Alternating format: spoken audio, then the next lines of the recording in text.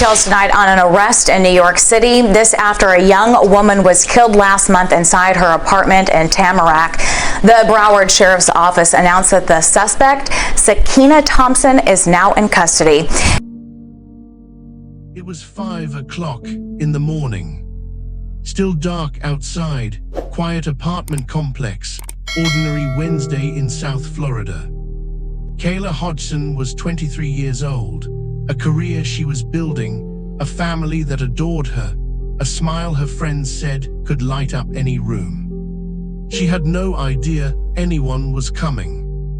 On July 13, 2022, in the quiet of her own home, Kayla Hodgson was murdered. A woman flew in from New York days earlier. She wore a disguise. She created a fake Uber account. She arrived at Kayla's door before sunrise. And the reason she came, Kayla had blocked her on social media. A block button, a young woman's life, ended over a block button. In December 2025, a judge sentenced Sakina Thompson to life in prison without the possibility of parole. No chance of release, ever. But before we get to that courtroom, we need to go back to where this story really starts, with Kayla.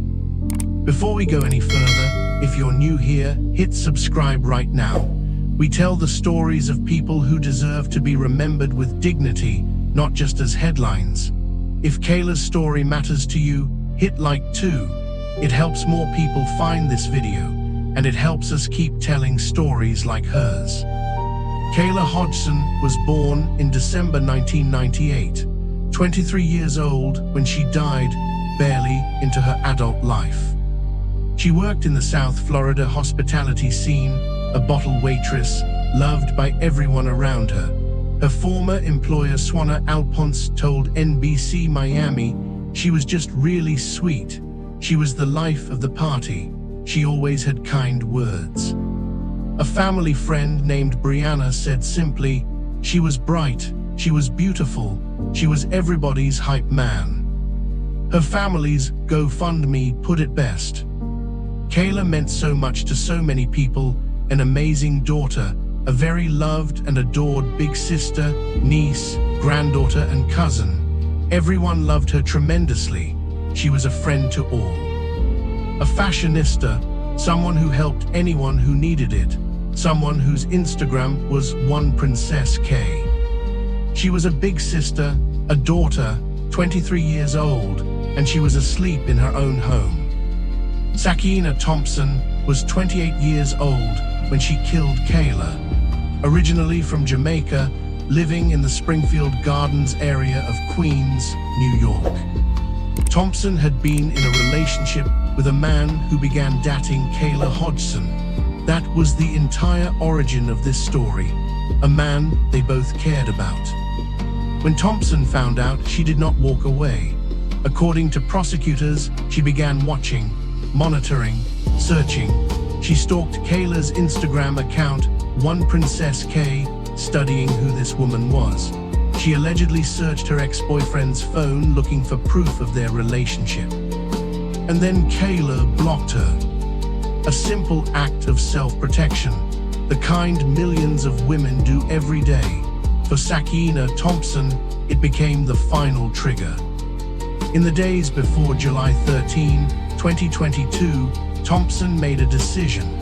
She bought a plane ticket and flew from New York to South Florida with one purpose: to find Kayla Hodgson. She did not arrive impulsively. She created a fake Uber account so her movements couldn't be traced.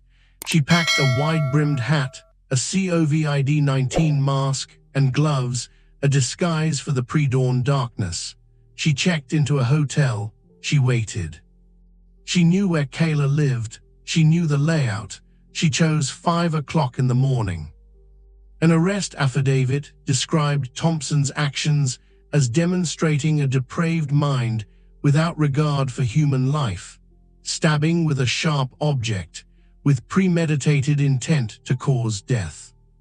The defense would later claim Thompson never brought a weapon and that Kayla let her inside.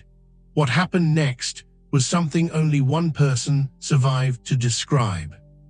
Wednesday, July 13, 2022, Tamarack Village apartment complex, Broward County, Florida. At approximately 5 o'clock in the morning, Thompson arrived at Kayla's apartment, disguised, unannounced, and with lethal intent. According to trial testimony, Thompson confronted Kayla about the relationship. Words were exchanged. And then Kayla Hodgson was stabbed, repeatedly, in her own home. Thompson did not call for help. She changed into Kayla's clothing, attempted to clean the scene, and left. She made her way back to the hotel using the fake Uber account and boarded a flight back to New York. A 911 call came later that afternoon. When paramedics arrived at the second-floor apartment, they found Kayla. She was already gone. Neighbor Frederick Thomas stood outside and told reporters, "We need some justice. The murderer needs to be caught. It's as simple as that. It's a life cut short." The Broward County Sheriff's Office Homicide Unit worked the case for 12 days. Flight records placed Thompson in South Florida. Cell phone data tracked her movements. Items from the apartment connected her to the scene. Surveillance footage captured a disguised figure, hat, mask, gloves, approaching the building before sunrise. The fake Uber account, the hotel records, the clothing change, the cleanup attempt, each piece built on the last. On July 25, 2022, a warrant was issued. 9 days later, NYPD located Thompson in Queens. She was extradited to Florida and charged with first-degree murder. The prosecution's theory was devastatingly simple: jealousy, obsession, rage over a romantic rival. Thompson had lost a man she loved to another woman, a woman who then blocked her online. And Thompson could not let it go.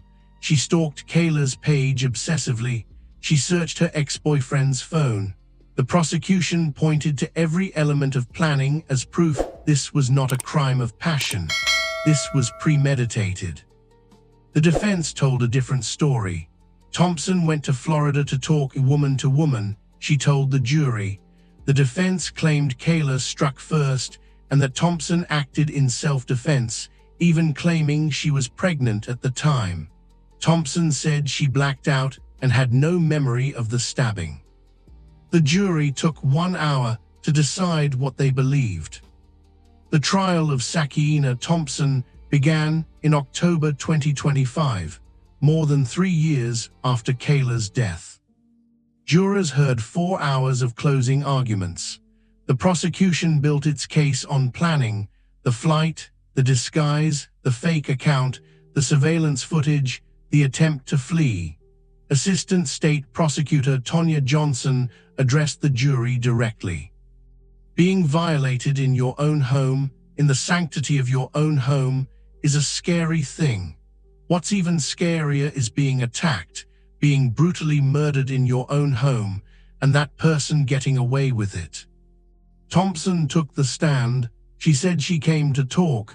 She said Kayla attacked her first. She said she blacked out. The jury deliberated for 1 hour. Guilty of first-degree murder. Kayla's family held each other and wept. December 1, 2025. 10 members of Kayla's family stood before the court wearing t-shirts bearing her photograph. The words on the back read, "Justice for Kayla." Her cousin Melanie John looked directly at Thompson. What she did was wicked and evil. A person like her, it's important they never see the light of day again. Another family member addressed the blackout claim from the stand.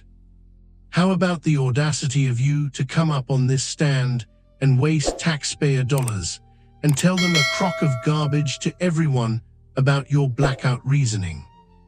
And then this, the moment that silenced the room. A cousin spoke directly to Thompson.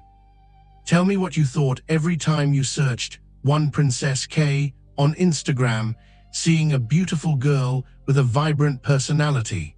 The complete, total opposite from what you see when you stand in front of the mirror.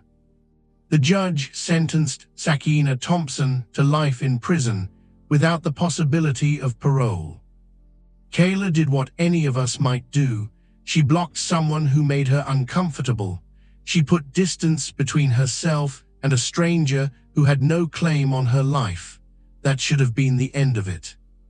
The only person responsible for July 13, 2022 is the person who bought the ticket, wore the disguise, and came to that apartment with intent.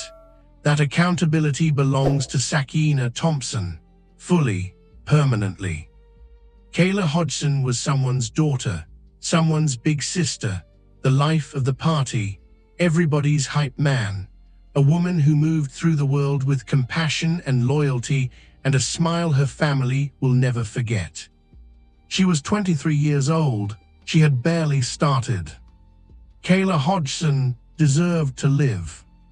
Sakina Thompson will spend every day of the rest of her life in a prison cell. No parole, no release date. The consequence is permanent because the loss is permanent. If this story moved you, leave a comment below. Her family carried justice for Kayla through 3 years of waiting. We can carry her name a little further. Hit subscribe and ring the bell so you never miss a story. And if this video reached you, a like helps us get Kayla's story in front of more people. She deserves to be known for how she lived.